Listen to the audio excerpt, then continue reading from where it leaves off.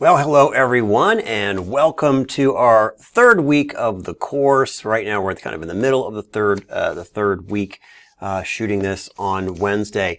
Normally, I get this video out in the second week of the class, but I couldn't talk last week. I had a terrible cold and could not get through at least about 30 seconds without losing my voice and going to a coughing fit. But that's all gone now for the most part, so getting this video out a little late. Alright, so what I want to talk to you about in this video is really this space here that you've landed on, the course news and update section.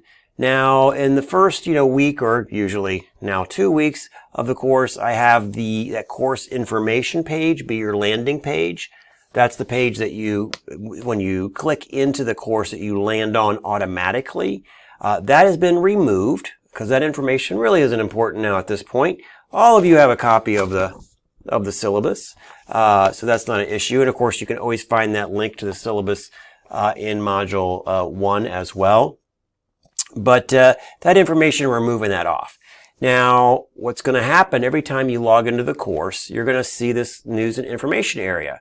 And what I like to do with this is really use it as sort of a video blog area, where about every week, you're going to see a video blog in here from me. Some might be longer than others. There might be some other news and information in here. But the most important thing to do is to make sure that when you come into the course, look for any new updates that might be in here. If you see, there's a new video from Chris, make sure that you watch it. I may have some important information about the course, maybe some changes that we've done, and it's usually to your benefit. So make sure that you are keeping up to date with that. I'll try to keep my videos, under 5 minutes if possible. So please make sure you're checking this course news and information section pretty regularly.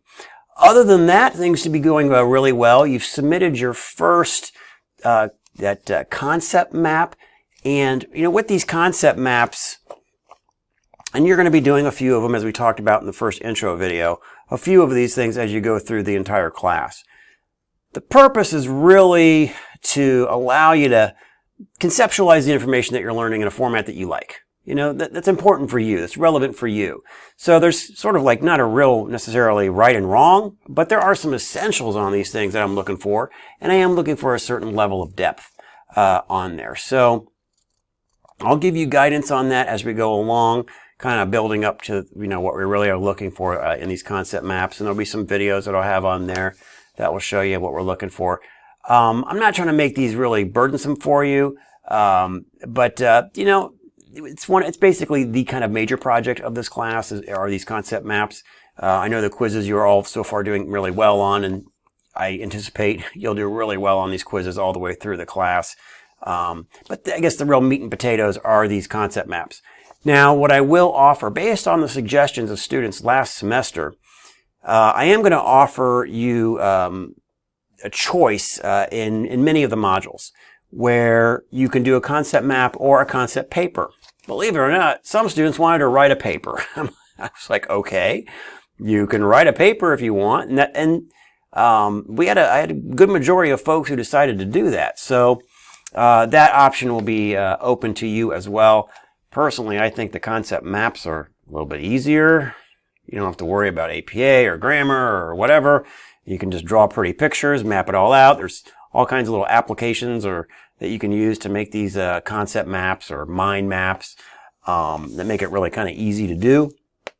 But up to you. I mean, it's not for me to dictate how you learn. If writing a classic paper is the way to do it, hey, you'll have that opportunity to go for it. So totally up to you on that. They'll be worth the same amount of points. I had a student reach out to me and ask me if there's going to be any extra credit in this course. Typically, I will drop a couple of points, a couple of, assignments or opportunities for extra credit as we go through the course. Most students don't need it.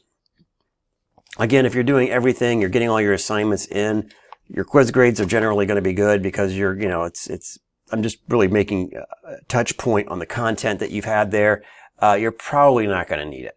But it will be there if you want at least a couple of extra credit opportunities as we go through the course. So look for that, but that won't be probably until after Halloween. So yeah, can I believe I'm even talking about Halloween? All right, that's pretty much it for this week.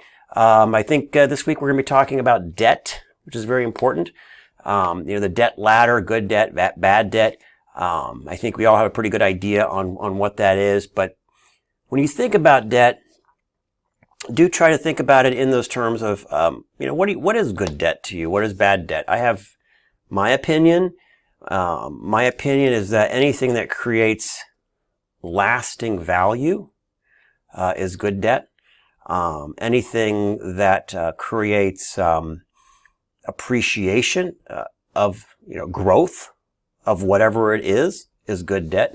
It may not always grow. It can have lasting value in that it holds its value against inflation, or it could actually grow over time, such as real estate. In many cases, in most cases, not all, but in most cases, real estate will appreciate in value over time. Real estate meaning your home, typically.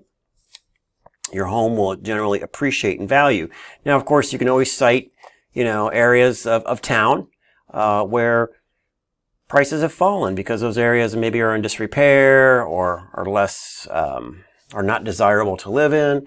And yes, you can have real estate either hold flat or actually depreciate in value, but that's usually not the norm. So think about your own ideas about good debt and bad debt. In my opinion, not all debt is evil. So it's, some of it's a useful tool for you in many circumstances.